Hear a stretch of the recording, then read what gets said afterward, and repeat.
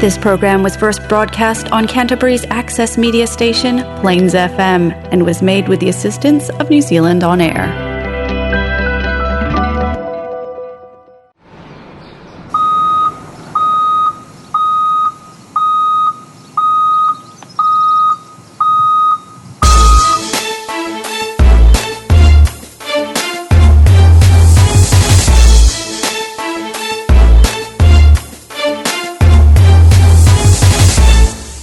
Hello and welcome to Breaking Ground, a podcast about earth-moving machinery and characters in the industry.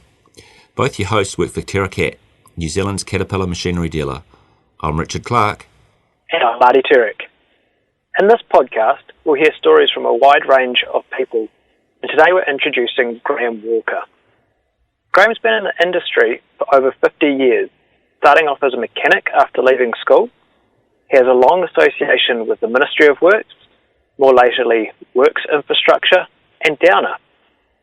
And over that time, he's had a close relationship with Cat Machinery and the dealership here in New Zealand. Welcome, Graham. No, very good. Pleased to be here. So, Graham, 50 years is a substantial amount of time, and obviously being sort of around mechanics and stuff like that. So, where did your interest start in mechanics? Well, I suppose, silly enough, my mother told me that she feels that I started my interest in mechanics while she was on her way to the maternity annex because the car wouldn't start, and the old man had to crank his bloody heart out to try and get it going and push it to get it going, and finally got her into the hospital, and yep, here I am. Graham was born. And she said, she cursed and everything while waiting for this car to start. So maybe that was an early start for me, to be fair. And really, if I go on from there and look at my school days and school years, I used to enjoy sport. English wasn't a favourite subject, but I enjoyed mathematics and all that sort of stuff. So I went through my primary school years right through to my high school years, and I actually stayed to sit my school C in high school. And anyway, in due course, I got given the notice of whether I passed or failed, and I did. I failed big time. Scored pretty well in mathematics, I'd have to say, but the rest of it was pretty ho-hum. So I took those results home and found an old glass jar with a lid on it, and took a spade down to the orchard garden and area and dug a hole and buried my school C results. A couple of weeks later, Mum said to me, "Hey, what happened about your results?" And I said, "Oh, they weren't very good." "Oh, I'd like to have a look at them, And I said, "Well, but late, I've got rid of them. I dug them in the garden." So that's how that actually transpired with my results. But funny enough, because we were on a family farm, and my eldest brother, he took over the farm, and obviously he had children, and they heard the story about this Uncle Graham. School C results dug around in the garden, and those kids dug, they never found them. And believe it or not, they've actually now got children, so we've got at least 2 generations digging around for my school C results, which was quite amazing. So where did those? They obviously failing school C. Where did that lead you in terms of your next steps? Well, to be honest, I was always a tinkerer. I loved, I pulled the lock apart on Dad's car shed door, and to see how it worked, how the key worked and all that. And I managed to figure that out and did a few things like that. I really stumbled on the old clock. The old clocks used to wind them up, and they had 2 bells on the top for the alarm. Well, I'd have to say that wasn't a success, and the friggin' alarm never ever worked, and it never actually read the correct time. But from there, and I think it might have been a little bit with Dad's help, had the opportunity to go and work in a garage in Dannyburg. That's where we were from. And the garage was called O'Hagan's Garage. And Bruce O'Hagan had it. It was a little old garage, had no franchise, so everything was old that come in, and, Model A cars, I worked on those, and hay balers and trucks and all sorts of machinery. And, I just loved it. And remember my first job, which was working on a Ford Prefect, and then the end of the week came. Bruce O'Hagan, the guy that owned the garage, he gave me a brown envelope, and he says, this is yours, Graham. And I opened it up, and there's £4 2 and sixpence inside it. And what's this, Bruce? And he said, no, that's your pay for the week. And I thought, I don't want to get paid. I just loved what I was doing, But I must admit that never went that much further than that, because I did used to like getting my weekly pay, but I absolutely loved that side of my job. It was fantastic. So I suppose that was your beginnings from a mechanical perspective, and then from there you went to the Ministry of Works. That's right, isn't it? Sort of. I actually went away over to Australia for a big long holiday, and came back, and I actually ended up in Hamilton, and got a job with Winstones, their concrete plant, and I did that for 2 or 3 years, and then ventured back into working for a guy in Dannyburg, again driving trucks, and I had about 4 years driving trucks, carting export logs from Taupo through to Mount Maunganui. But as time went on, at the end of that 4 years, the forestry was going into quite a recession, and I'd already had a new home built, and I had a loan through state advances, and the interest rates was just on 22%. So with the forestry going slightly downhill in a big way, an opportunity came along for me to work for a company called J.S. Burrows in Taupo as a mechanic. And really, that was really a good part of my career. I loved it. I had 18 years there, and then finally the lady that owned it sold the business to Works Infrastructure. And then eventually Downer bought the old Works side of the business. So you would have been, I suppose, a part of a fair few infrastructure projects through the years, with Downer, or with Works as it was, and then Downer. Do you have a favourite project, or maybe one or two that stand out in the memory? Yeah, we with the Downer was chasing overseas markets, and they got a project to rebuild the outer Vanuatu, or the outlining roading network. Let's say you'd call it like State Highway 1 in Vanuatu. So that was a major job for us to get involved in. And the guy that was running that as a GM, his name is Jeff Oldman.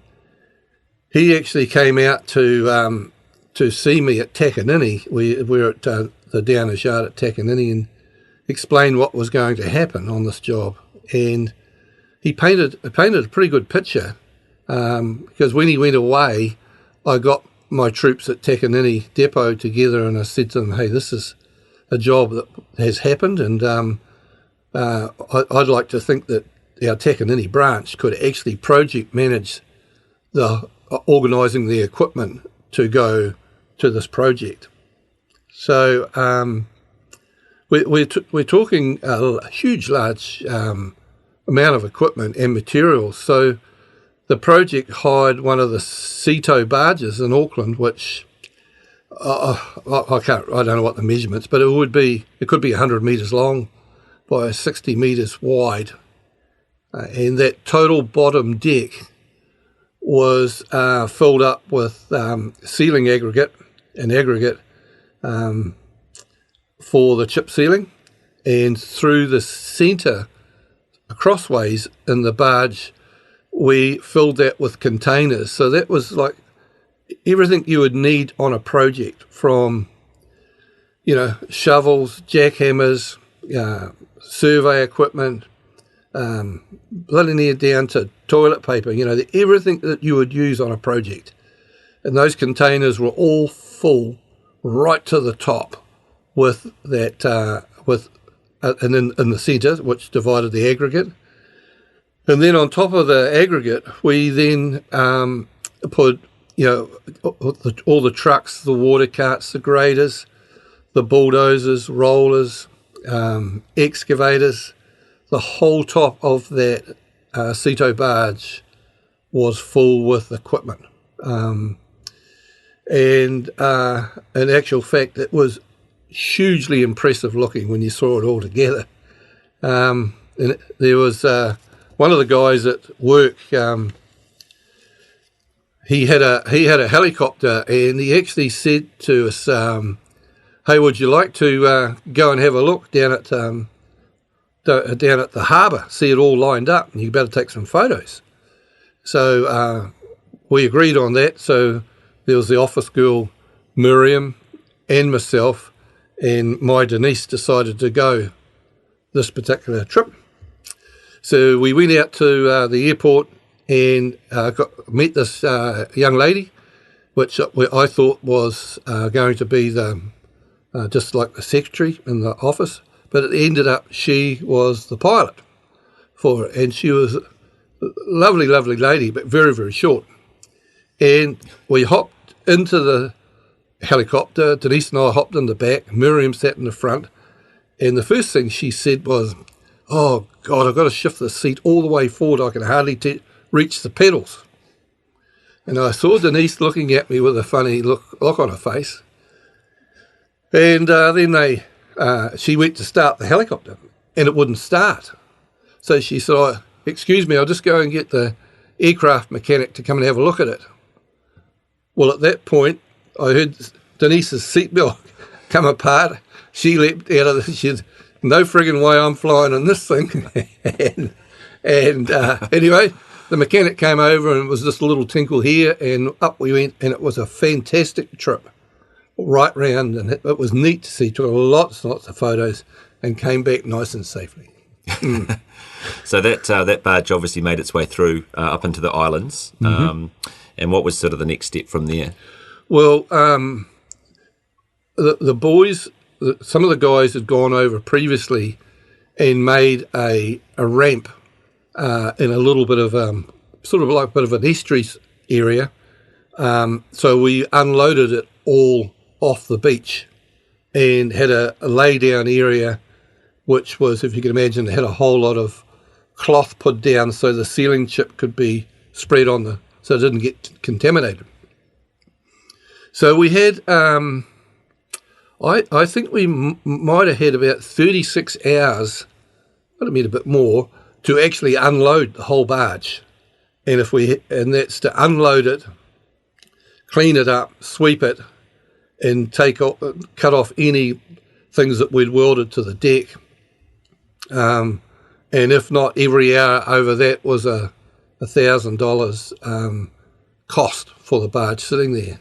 So we worked through, basically all day, all night, shifting everything off and getting it. Yeah, it was a big achievement, really, to do it. It was huge. Mm. And how long did that project go on for in terms of that roading job that it was? I would, to be honest, I'd imagine it could be. It could have been 18 months, might have been 2 years. But bear in mind, the road was virtually, you'd say it was originally just like a one-way traffic.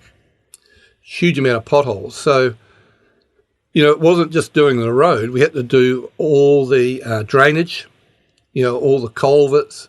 And it ended up, it was it would be the equivalent of a country road in New Zealand where 2 cars could pass. I heard the guys say that, after it had been opened, or actually prior, before it had been opened, the guys spent time at the local schools talking to the school children about the difference in traffic, because you can imagine beforehand they would only be going slow. Now they're probably doing 50 to 80 odd kilometres an hour. Mm. So there was a lot of training that Jeff and the team put into, safety as far as locals go, Yeah, and I understand that project had a bit of a family connection for yourself as well. Well, not that one. That was another project. We went to the Solomon Islands. We went to one of the northwestern islands, an island called Munda. And that was that's to do an redo an airstrip. So the airstrip had originally been put in, I think it may have been put in by the Japanese, and then during about 1943, the Australian, New Zealand, and I think American, there was a massive fight there to reclaim that airport.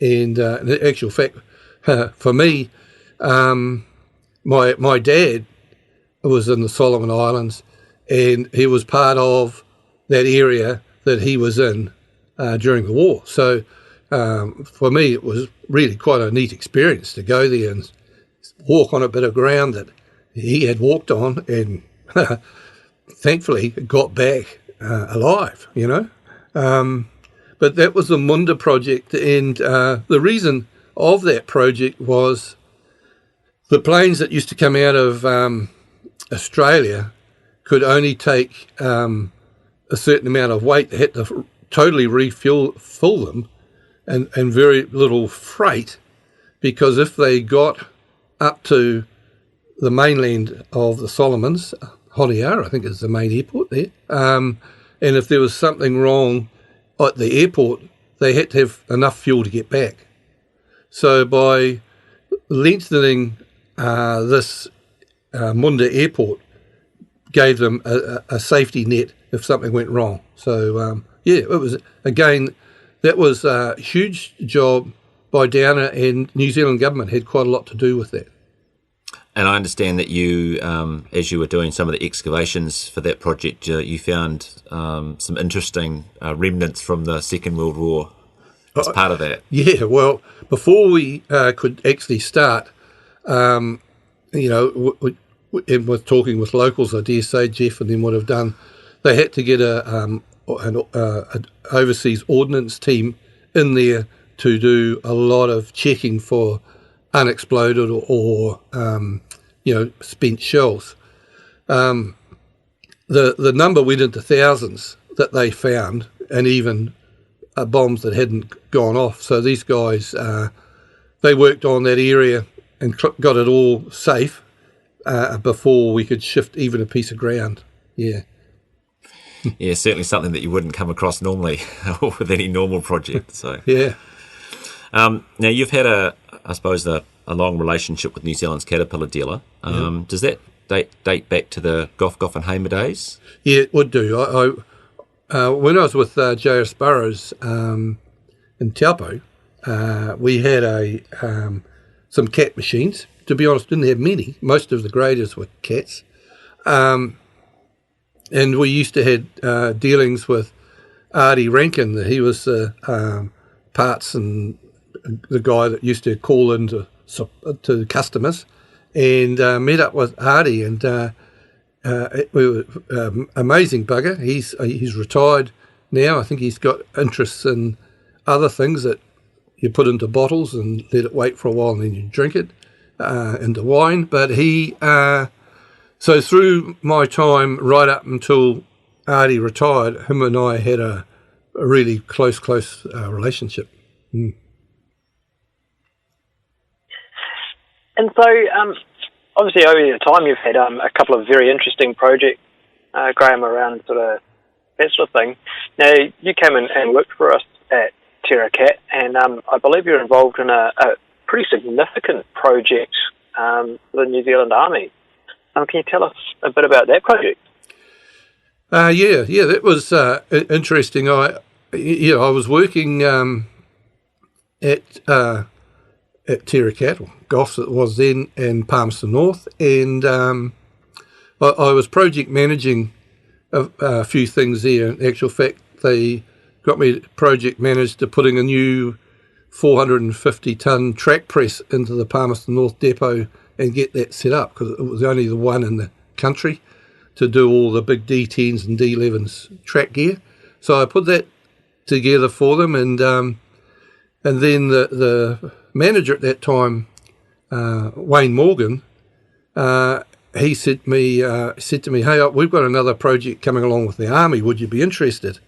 So he gave me a very short brief, which raised my eyebrows, because they were looking for a machine that could go into the water in a metre and a half depth of water, and not only just normal water, salt water in the sea, because the Navy has landing crafts that bring equipment to the beach, and sometimes they get stuck and need to be towed and pushed.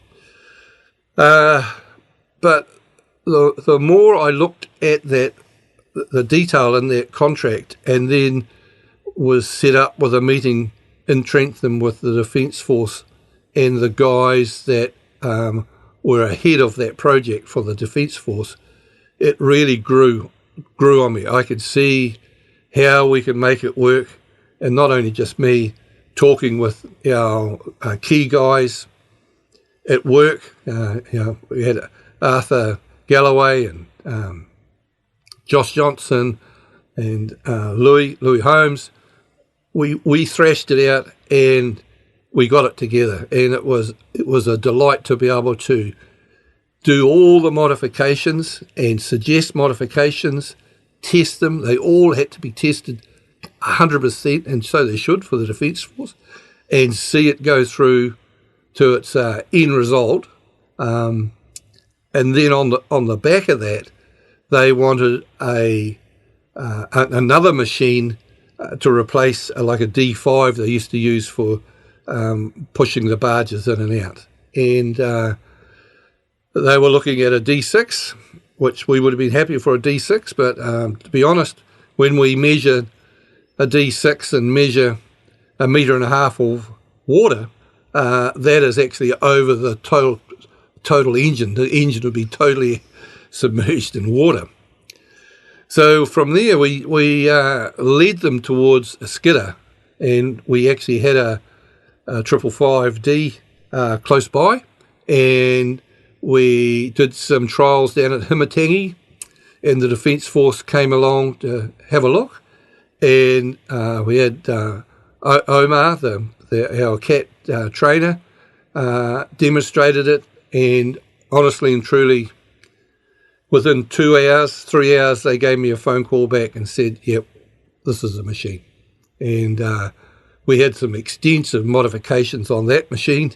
And again, that went for trials and absolutely outperformed the whole project. The Defence Force was wrapped. And in actual fact, on the back of that, we were told that the TerraCat was going to be nominated for an award for the work they'd done on producing these two, well, actually 4 machines, 2 loaders and 2 skidders. And Graham, what was that award that you guys were nominated for? Well, they have awards every year, and so our name was put in the. The Terra Cat name was put in the hat for this award. So we were one of 4 companies, and just to get into the top 4 was a huge success, and the company celebrated that. Unfortunately, we didn't make the final in that, but we were recognised. Obviously, the recognition from the Defence Force was there. Probably for this seems a bit funny, but on the day they nominated Defence Force, nominated myself and presented me with an award for the project management that had gone on for this whole Army infrastructure deal. I was blown away, but look at it. I accepted the award, but it wasn't just me. It was the Arthur, the Josh and the Louis guys that I mentioned earlier. We're all part of it, but it is. I must admit, I look at it from time to time and think to myself, that was really, really neat. Yes, it's a really impressive accolade, and I can imagine there's some incredible lessons and stuff that you picked up along the way, and some things that you learned along the way. Yeah, I'm not a perfect Peter or anything. I've made mistakes. And from mechanical mistakes, I could share with you one that I had years ago. We had a grader, a 760 grader. It had a 92V Detroit engine in it, and it was out in Lake Taupo Forest working. I went there to check it because the driver said something was wrong. I got there, had a look, and I found that one of the internal ejector pipes had broken off, and it was pumping raw diesel into the sump. So I repaired the pipe, drained the oil, put new oil in it, and away I went. And really, in hindsight, and I know it now, it was a mistake. At that point, I should have done all that, put it on a transporter, and brought it back into the workshop, because that machine probably only went for another 40 hours, 50 hours at most, and then it ran all the bearings in the engine. And I've actually seen that happen since then, and guys never actually told me about it. And if they'd asked me, I could have actually told them, stop it, transport the blimmin' thing back, pull it apart, and you'll save it. See, that was probably one of the failures. Yeah, not a nice one, but I've taken it on the chin. Yeah, something that you certainly always learn from, and you can pass that knowledge on to others as well, which is always really invaluable. Yeah. Now, you talked earlier about Artie Rankin, a long-time Goff employee, and a lot of people out there will know Artie, but you must have come across plenty of other characters who are pretty memorable over your 50-odd years in the industry. Is there anyone else that sort of you can think of that you could tell our listeners about? Oh, yeah. Well, when we were with Downer and I got transferred to Hamilton to be the regional plant manager for the Waikato, when I moved into there, they had cranes. They had a crane division, and in there was a guy by the name of Russell Ratama, and unfortunately Russell has passed away probably about 3 or 4 years ago. It was just shocking. But him and I clicked really well in that crane business as a separate part of our normal business. And he was a real good bugger, there's some stories I cannot repeat, but he was huge knowledge in that man, and in the crane industry, and his son Aaron is taken over from and now with the Downer fleet is actually become quite a huge crane fleet, but there's all sorts of characters you run across, in our industry, yeah. So, it sounds like you've definitely met a lot of very interesting people along the way. So, you've seen quite a few changes, I can imagine, in the 50 years that you've been in and around the industry. So, what's some of the biggest changes that you've seen sort of in that time period, or some of the sort of most notable things that you've noticed change in that time period, just generally across the industry? The top one's got to be health and safety. That has changed. Probably some of us look at it and think that it might have gone over the top too far the other way. But to be fair, your workforce, the old cliche, has got to get home safe every night, no matter what you do. And there's a whole lot goes into safety, and for myself, probably my key thing that I look at with safety is, young people, children around machinery. Just keep an eye on them. They get excited when they see a truck or a piece of machinery, but you got to keep an eye on them. And I was only just the other day, I was with a young person and new to the business, and we went out to an excavator, and the excavator had its tail facing towards us. And I said, hey, we just stop here. We don't move any closer to this machine, because there's a grey area, or let's say a dark area around every piece of equipment where you should not put your foot into that area until the operator actually physically sees you. And you actually stand there, put your hand up, and they recognise they may carry on digging, but when they're ready, they'll swing around, lower the bucket, lower the blade, whatever, and then that's the point that you can actually go and talk to the people. All right? Sorry.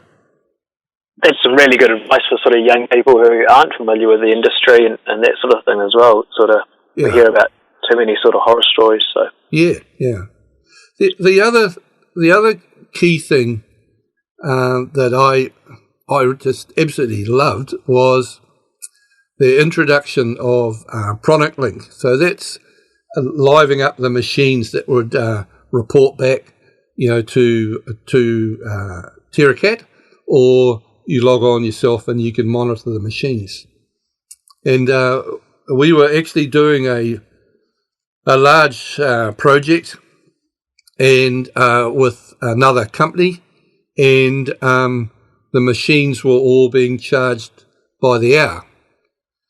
And we started off day one and we read all the hour meters, come to the end of the month, go and read all the hour meters again and submit a claim. And a number of the claims were forced back because the hours didn't match up. Like, I'm talking 1 or 2 hours. It wasn't set up right. And this project was going to go on for 18 months. And at that time, through my association with Goffs, the team at Goffs had actually introduced me to Product Link. So it was, it was a on-machine reporting system. So it didn't take us too long to catch up with, Louis Coots from Terra, and we set every asset we had up with Product Link and set it up, got it up and running. So it meant that at the end of the month, we just downloaded an Excel spreadsheet and went as a claim, And from that day on, there was never ever one claim rejected. So I took that technology a bit further, and I dare say if Louis was here, he would pull his hair out for some of the daft things I would ask about getting reports out of the system, which he went through and he actually developed them. And to be honest, some of them still would be very much alive today. If I was a machine operator and had a few machines, that's the way I'd be going, because it just keeps you completely up to date on the movement of the machines when they're due for servicing. It's brilliant piece of equipment. Graham, over your sort of tenure in the industry, you must have seen a very wide range of different machines and stuff, from obviously sort of semi-amphibious right the way through to large stuff in that as well. Have you got a favourite sort of machine, or what's your sort of favourite that stands out?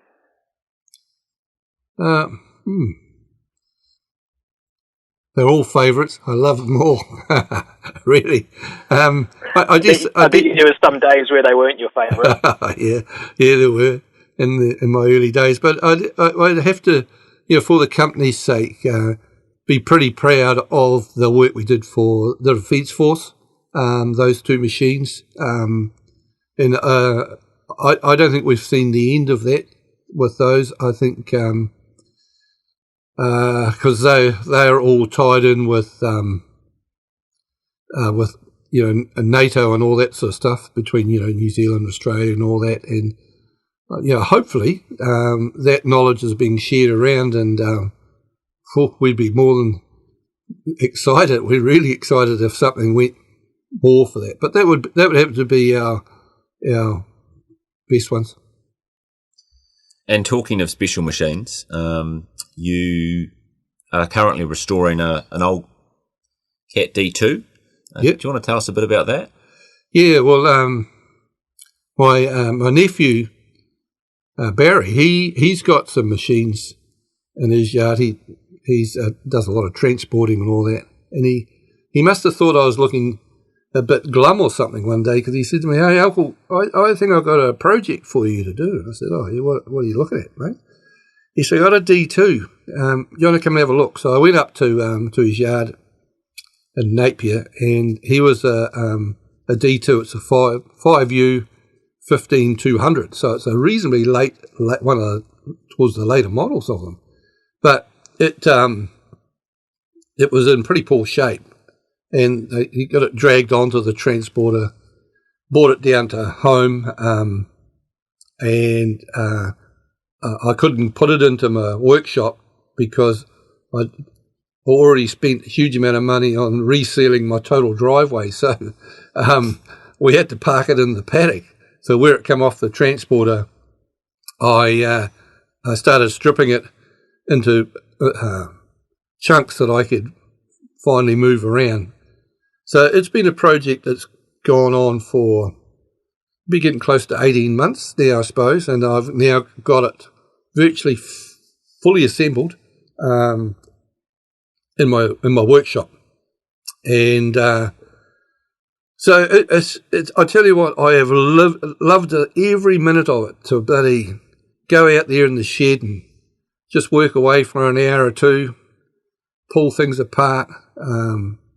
Because it was completely seized up in the clutches and the brakes, steering brakes, and that, it took quite a bit of sitting and nutting out how we could actually pull it apart. But as of the moment, it's sitting in the shed, up on blocks, and the little donkey engine goes, the big engine goes. I've had it sitting there with the sprockets all turning backwards and forwards. So my next trick over the next 2 or 3 months is put the tracks on, lay some planks down, get it out of the shed into the paddock, and I don't know what will happen after that, to be honest. Well, you'll have to keep us posted on that. It's I suppose you've come full circle from back in the day tinkering with locks and clocks and the like, and it'd be good to see that D2 actually at a show or something like that in the near future. Thanks, Graham, for coming on Breaking Ground. It's been great chatting with you today. Hey, it's been my pleasure, and Marty and Richard, I'm jumping out of my skin to have this opportunity to talk to you guys. Really, really neat. Now, I've listened to some of the others, and wow, you guys doing a really good job. Thank you. Well, thank you for that. We do appreciate it, and thanks so much to you, our listeners. We hope you've enjoyed today's conversation with Graham. And we'd also love your feedback, so get in touch. You can message us on any one of our TerraCat social media channels, and also keep an eye on TerraCat's Facebook page for details about next month's episode of Breaking Ground. Thank you and goodbye. Thanks a lot.